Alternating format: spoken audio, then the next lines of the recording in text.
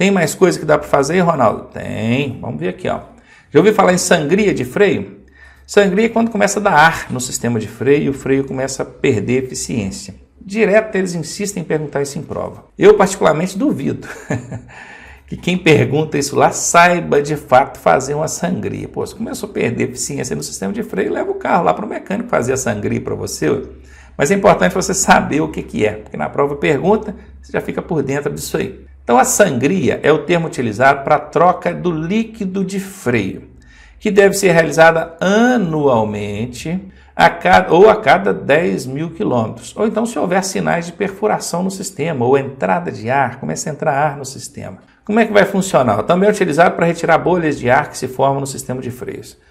Como é que funciona o lance da sangria? Primeira coisa, vai retirar a roda do veículo, as duas rodas, tá? Aliás, as quatro, né? Porque tem que fazer nas 4 rodas. Mas aqui a gente está vendo só o lado de cá.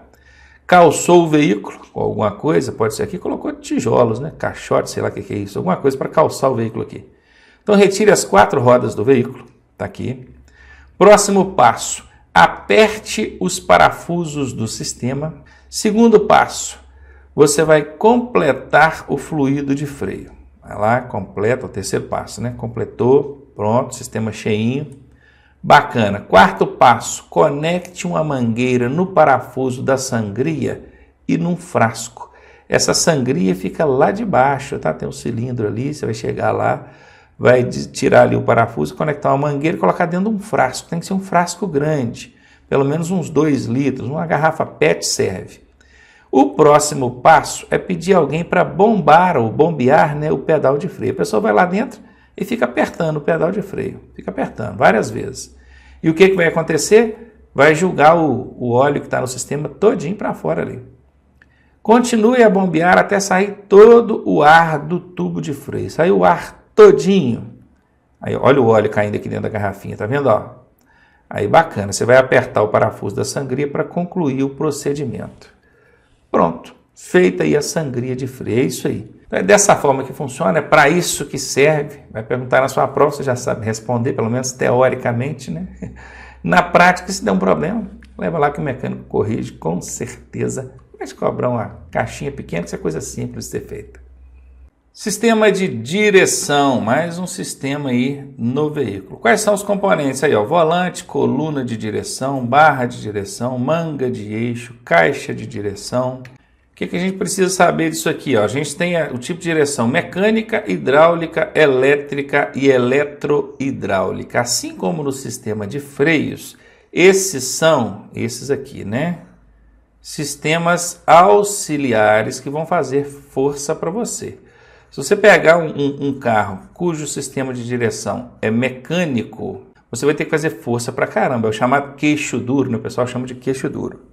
Agora, você compra um carro com a direção hidráulica, já tem um sistema auxiliar, que é hidráulico, para fazer força para você.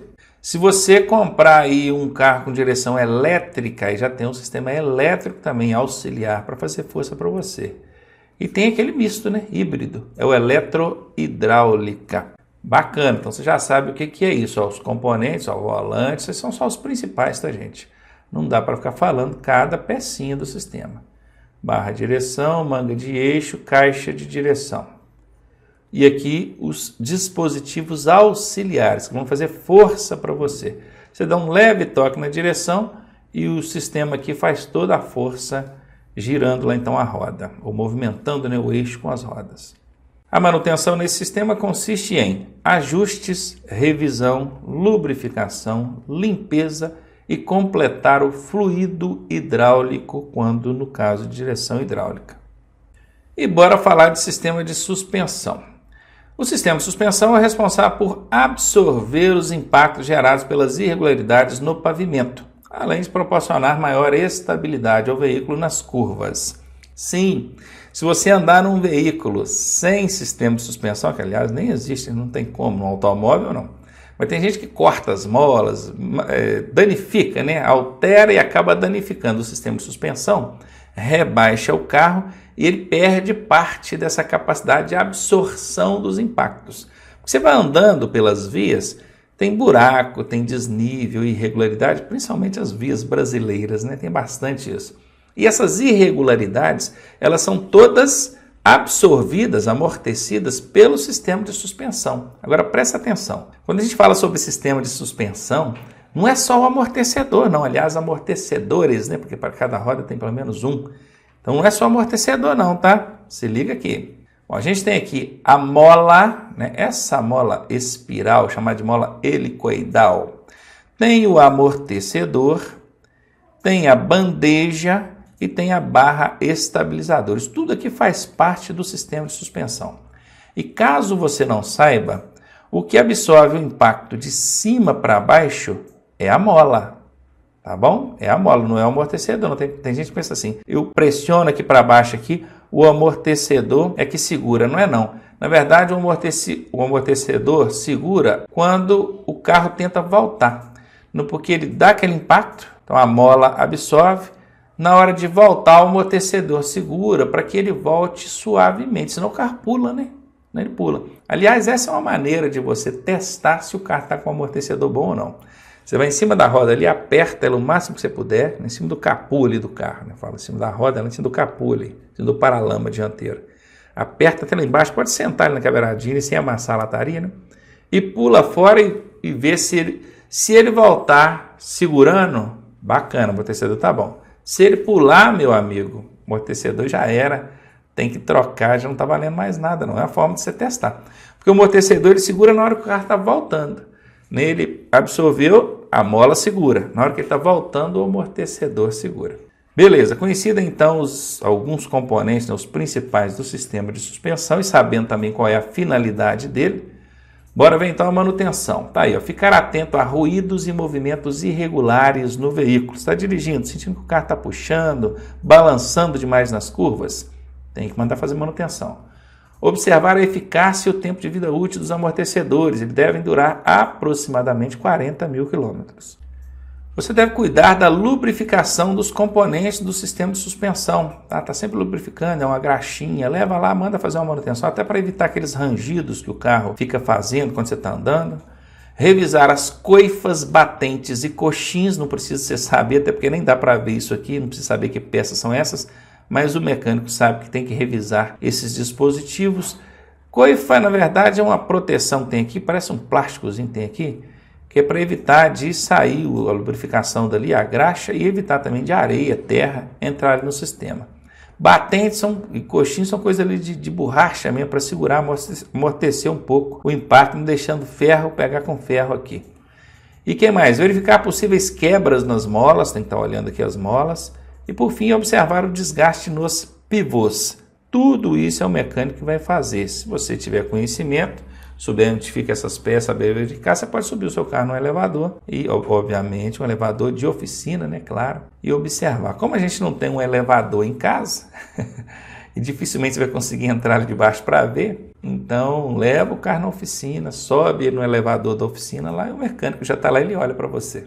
Ótimo. Quando eu falo que o mecânico olha, gente, é porque muitas dessas coisas aqui não é a gente que vai fazer, mas para a prova vocês precisam conhecer. Então prestem atenção nesse tipo de manutenção aqui, todos os sistemas que eu estou mostrando, porque isso pergunta na prova e você tem que saber responder. Bom, rodas agora. Sistemas de rodagem. As rodas são um dos sistemas mais simples que existem. Nós temos aqui alguns poucos componentes, que podem ser chamados componentes principais. Nós temos aqui a roda, tem o cubo de roda, isso aqui é onde você vai prender os parafusos para colocar a roda, tá vendo? Esses furos que tem aqui, ó, encaixam aqui, ó, nesses parafusos. Tem o pneu, que a roda precisa do pneu, né? E tem o rolamento, que fica aqui dentro do cubo de roda aqui, ó. Bacana? Beleza, continuando, vamos falar sobre pneu agora, conceitos, vamos ver aqui, ó. Banda de rodagem, é isso que vocês têm aqui em cima, aqui, ó. Costado, ou ombro, lateral do pneu aqui. Talão, essa parte inferior aqui. Carcaça, já é a parte onde tem os arames e tudo. Vai perguntar em prova? Não, mas para fim de você conhecer mesmo como é que é a estrutura de um pneu. Agora, isso aqui pode perguntar, tá? Tá vendo essa numeração que tem no pneu? Todo pneu tem essa numeração. Claro que a numeração é pequena, não é tão grande igual está aqui. E ela é pretinha mesmo, na borracha ali. Ela só tem alto relevo na borracha. O que é que essa numeração representa? Tá aqui, ó. 195 é a largura do pneu. Bacana? Esse primeiro aqui é 195. O 55 é a série do pneu. Normalmente o borracheiro pergunta, você quer o 65, o 75, o 55? Qual que você quer? É a série do pneu e ele vai determinar isso aqui, ó. Ó, viram aqui? A distância entre a roda e a banda de rodagem aqui. O R é para dizer se o pneu é radial. Hoje em dia você vai encontrar pneu radial para colocar em veículos, tá? Em automóveis. O aro já é o 16, quando aparece lá, aro 16, é isso aqui, ó, dimensão. Seu aro é 18, fica aquela roda grande e o pneu fininho. Se o aro é 18, né, vamos botar um aro 19 aqui. O que vai acontecer com a série aqui? Ela vai diminuir, o pneu vai ficar mais fininho. O índice de carga, isso aqui não significa que ele pode transportar 87 quilos, não. Isso aqui tem uma tabela de referência, tem que olhar na tabela de referência para saber o índice de carga. E o V, que é o índice de velocidade, também tem uma referência para você saber qual é o índice de velocidade conforme a letra que aparece aqui, ó. Então, ó, então tem essas informações aqui na lateral do pneu, já sabe para que cada uma serve agora, prossigamos. Ainda falando de rodas, sistemas de rodagem, a manutenção mais básica que existe nesse sistema é a calibragem. A calibragem é dar a pressão adequada de ar para o pneu. Se você coloca pressão demais no pneu, se o pneu fica muito cheio, a pressão alta, ele desgasta o centro. Se você coloca pressão de menos, anda sempre com o pneu murcho ou semi-vazio, ele vai gastar as laterais, os ombros aqui, ó. Então tem a pressão adequada e a pressão adequada depende da recomendação do fabricante e depende também do uso. Para cada uso vai existir ali uma pressão adequada. O meu carro, por exemplo, para eu viajar com o porta-malas cheio de gente, ele exige 32 libras nas rodas traseiras e 30 libras nas rodas dianteiras. Mas se eu não estiver viajando, ele recomenda 28 libras atrás e 28 libras na frente. Olha que interessante. Se eu não estiver com o carro pesado. Então isso varia. Você saiu para fazer a viagem aqui agora? O carro está pesadão? Passa lá no posto, enche o tanque e já calibra o pneu conforme recomendado pelo fabricante. Chegou lá de viagem, desceu todo mundo do carro, tirou as bagagens, o carro está leve de novo? Passa no posto e volta a calibragem para o adequado. Bom, caso vocês não saibam, a calibragem inadequada, além de promover um desgaste irregular no veículo do pneu, porque o pneu ele vai desgastar naturalmente com o uso, mas o desgaste irregular, que é esse do alta pressão ou baixa pressão. Então, além disso, a calibragem dos pneus, elas têm influência direta no consumo de combustível. Sabia disso? Pois é, pneus mal calibrados aumenta sim o consumo de combustível. E gasolina no preço que está não dá para brincar, né? Show! E aqui a gente está falando da troca. Quando é que eu preciso fazer a troca do pneu? Quando o TWI, aquele alto relevozinho que eu já mostrei para vocês lá atrás no curso, né? O TWI, que é o indicador máximo de desgaste, quando começa a pegar nele ali, a banda de rodagem vai abaixando, ela começou aqui com 0,8 milímetros. Foi desgastando, quando chega no TWI, que é 0,2 milímetros, aí já tem que trocar. Andar com os pneus em mau estado de conservação é infração grave. Aqui, ó, R$ 195 para pagar e 5 pontos no prontuário. Beleza, e as rodas, hein? Rodízio das rodas, tem que fazer. Aqui tem os sistemas de rodízio a depender do tipo de tração do seu veículo, tá? Veículo de tração traseira e nas 4 rodas, o seu veículo tem tração atrás. Ou então tração nas 4 rodas, com o passar do tempo você tem que fazer o rodízio.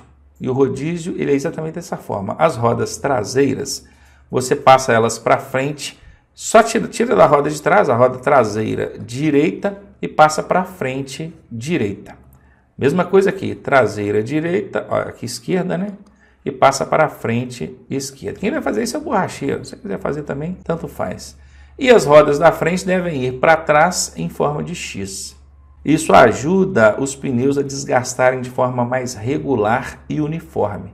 E, consequentemente, você vai ter um tempo maior de duração nos pneus. Agora, se o seu veículo for tração dianteira, que é 95% dos automóveis aí é o contrário. As rodas da frente passam para trás, ó.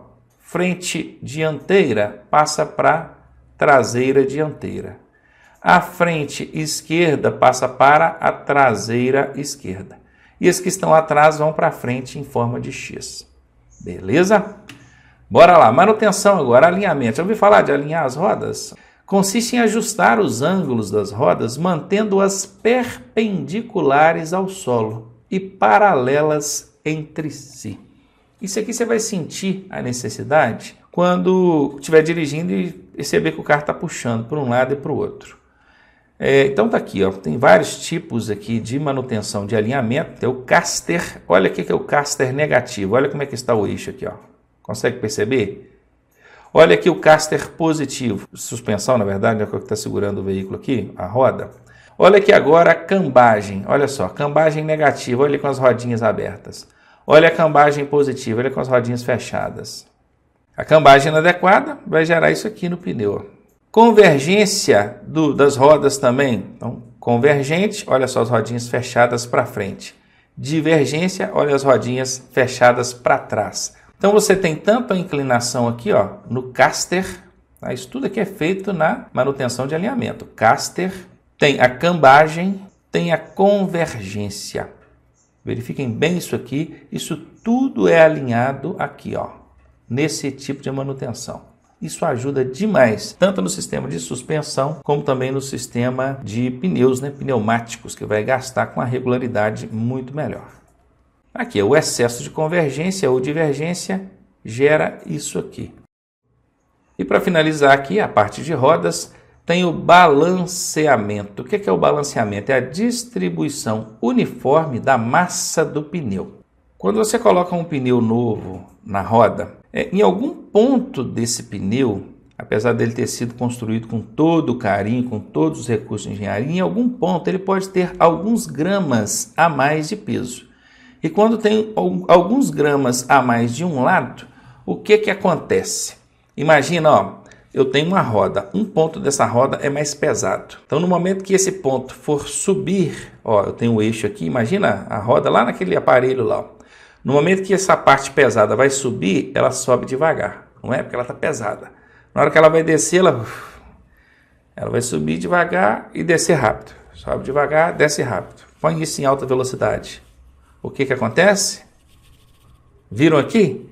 E é isso que você sente aqui, olha na tela comigo.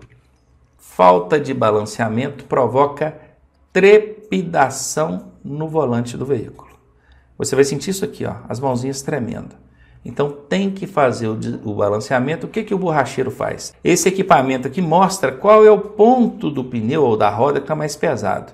Aí ele mostra, ó, tá aqui, está mais pesado. Quanto que está mais pesado? 30 gramas. Bacana. Ele pega um chumbo e bate do outro lado na roda, exatamente de 30 gramas o chumbo. O que ele fez? Equilibrou o peso.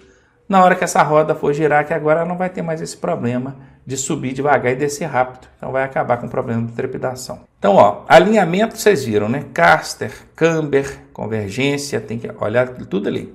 E o balanceamento é a trepidação aqui no volante. Isso pergunta direto em prova, tenho certeza que não vai errar. Vamos falar agora sobre a carroçaria do veículo. Isso que vocês estão vendo aqui, a estrutura dele. A gente tem até alguns componentes principais aqui, ó, o teto, o painel do teto, o piso, os paralamas, né? Paralama traseiro, paralama dianteiro, o painel dianteiro e a carroceria, que é o semi-monobloco, ou um monobloco, pode ser chamado assim, é mais conhecido como monobloco. É diferente do chassi, daqui a pouquinho vocês vão entender o que é o chassi. Bacana, a manutenção nesse sistema é pintura, né? Com o tempo isso vai variar, amassa, arranha e limpeza, lavar, tem que lavar. Estrutura do veículo, a gente tem o monobloco, que é o que a gente viu na tela anterior agora, e o chassi. Olha a diferença aqui do monobloco para um chassi. Conseguiram observar? Nos automóveis, meu amigo, não tenha dúvida, é isso aqui que a gente vai ver, monobloco. Essa é a estrutura do veículo. Em veículos de maior porte, caminhonetes para cima, você já vai encontrar isso aqui, é o chassi. É nesses dispositivos aqui, nesses componentes, tanto o monobloco quanto o chassi, que fica a identificação obrigatória do veículo, a numeração do chassi. E essa numeração, ela é essencial para a identificação do veículo. Afinal, o veículo é identificado obrigatoriamente por meio dessa numeração, que é em baixo relevo aqui. Com o passar do tempo, olha o que acontece com essa numeração. Olha o sinalzinho do rapaz aqui, ó, negativo, não está bom não. Agora aqui sim, a numeração do chassi depois de revitalizada. Aí ficou bacana. É você que faz isso? Não. Isso tem as oficinas especializadas e autorizadas para fazer isso. Não é qualquer oficina que faz nada, ela tem que ser autorizada pelo Detran. Senão o camarada chega aqui, ó, onde tem esse número todo danificado aqui, ele simplesmente vai e altera. E alterar o número do chassi é crime, tá? Isso dá um problema danado. Então a revitalização da manutenção do chassi é importante.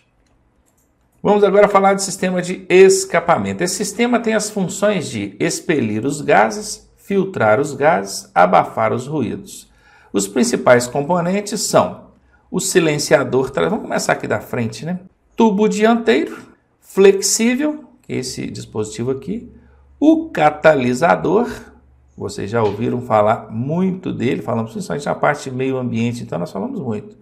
O catalisador ou conversor catalítico é aquele que recebe os resíduos resultantes da queima do combustível, faz um tratamento químico aqui, uma conversão de gases altamente tóxicos em gases não nocivos ou menos nocivos à vida humana. Tem aqui o silenciador intermediário, é o primeiro abafador de ruído que tem, porque aqui dentro tem uma barulhada danada, né? Um motor gritando aqui, ó, queimando, explodindo combustível. Esse primeiro silenciador segura aí bastante. Tem o tubo intermediário, que é o finalzinho já, e por fim o silenciador traseiro. Esse aqui, hoje em dia, nos automóveis, você tem nesses dois dispositivos, o silenciador intermediário e o traseiro final aqui, você abafa praticamente 100% dos ruídos. Você anda com um carro hoje, o que você escuta são os pneus pegando no chão, no pavimento. Porque o motor mesmo você praticamente não escuta trabalhando. Por quê? Porque esses dispositivos abafam praticamente todo o ruído, 99% do ruído gerado do funcionamento do motor. É importante estar sempre observando a manutenção nesse sistema, né? Se está escutando barulho é normal, porque o sistema de abafamento de ruídos ele já está danificado. Então tem que trocar. Esse sistema de escapamento, ele vai trocando por partes, você não precisa trocar ele todo não. A depender de onde foi o problema, você troca. Bom, aqui está, ó, artigo 230, inciso 11 do CTB. Ó, conduzir veículo com descarga livre ou então com silenciador de motor de explosão defeituoso, deficiente ou inoperante, é uma infração de trânsito grave, 5 pontos no prontuário, R$ 195 de multa para pagar. Então, já está ligado aí, né? Estão falando aqui só do silenciador, tá? Problemas comuns agora em relação ao funcionamento do veículo. O que acontece? A pessoa vai ligar o carro, acontece e às vezes ela não sabe por quê. Problema número 1. Ao acionar a chave de ignição, o motor de partida gira, mas o motor principal não funciona. Que problema pode ser esse, hein? Falta de combustível, mau funcionamento do sistema de alimentação.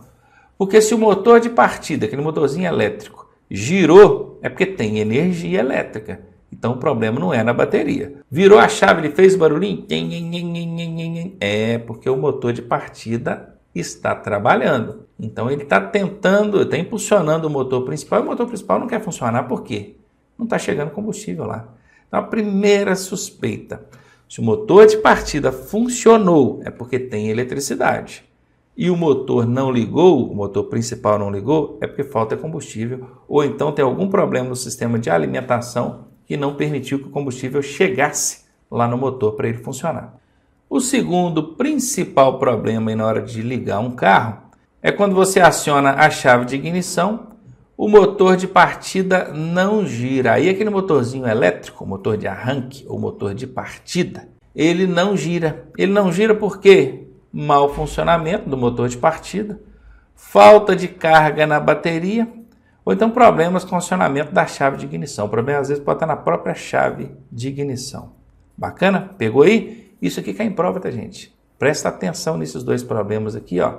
Esse primeiro, qual que é o problema? Esse aqui. E o segundo, qual que é o problema? Esse aqui. São problemas, né, na verdade. Aqui nós temos duas possibilidades. Aqui nós temos três possibilidades de problemas que resultaram nisso aqui, ó. Bora agora falar de veículos de duas rodas para a gente finalizar com essa parte mecânica. Primeira coisa é o checklist top 20. Quais são os 20 itens que a gente tem que verificar na motocicleta, hein?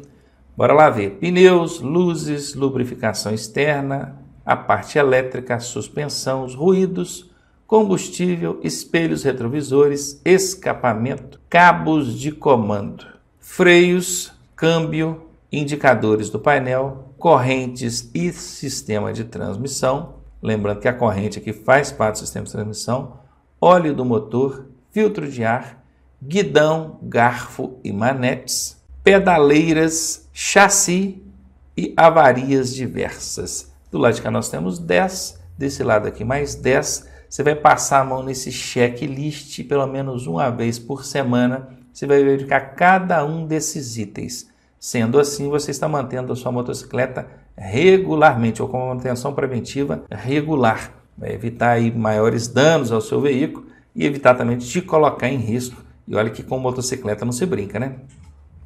Falando da calibragem dos pneus das motocicletas, que também é um tipo de manutenção bem básica, você vai calibrar pelo menos uma vez por semana e os pneus devem estar frios na hora da calibragem, tá bom? Evite de fazer uma longa jornada com a motocicleta, viaja lá 20, 30, 40, 50 quilômetros no asfalto, sol quente, aí vai e para, quer calibrar o pneu, aí não dá, né? O pneu tem que estar frio. Já feito uma viagem, chegou no posto de gasolina, vai tomar um café, vai no banheiro, deu uns 10 minutos, você volta e calibra os pneus. Sugere-se entre 28 e 30 libras, 28 na frente, 30 atrás. Observar se contém a indicação no pneu, porque o próprio pneu já costuma trazer a informação de qual é a calibragem adequada. Em via pavimentada, você vai circular em via pavimentada, asfaltada, pode usar uma pressão menor. Agora, se for em via não pavimentada, em razão da menor aderência, use então uma pressão maior.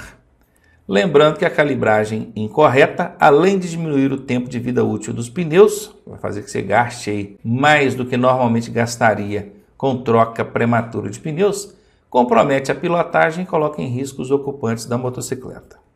Pneus de motocicletas também tem TWI, Ronaldo? Tem, que é o Tread Wear Indicator, que é o indicador de desgaste do pneu. Já falamos tantas vezes do TWI durante o nosso curso.